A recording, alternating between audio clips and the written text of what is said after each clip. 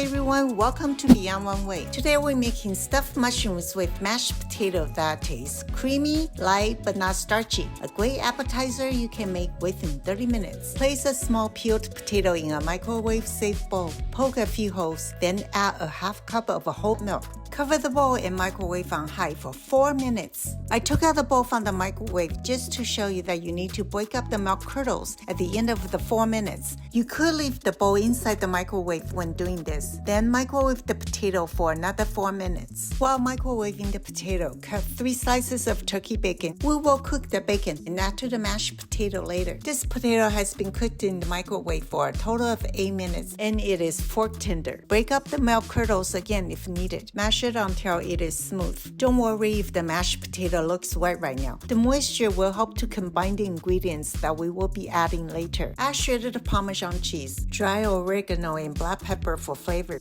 Other cheeses, herbs, and spices will work too, so make the mashed potato your way. Now let's prepare our mushroom caps. Here are 9 medium-sized mushrooms for our recipe. Clean and dry the mushrooms with a damp paper towel and gently remove the stem. And save these stems. Use a spoon to gently scrape off that white red area to give more space for the stuffing. If a small part of mushroom is still in the middle like this, just use a spoon to remove it. We want the mushroom cavity flat inside. Dice the mushroom stems we saved earlier into small pieces. Now we are ready to cook our turkey bacon and mushrooms. Saute the turkey bacon with a little oil. Save about 2 spoonfuls of turkey bacon for later and combine the rest into the mashed potato. Use the same pan to flavor the diced mushrooms with a little oil and mix seasoning powder like Mrs. Dash. Saute the mushrooms until all the mushroom water evaporates. As you can see here, these mushroom pieces are a lot smaller than before. Add them to the mashed potato mixture.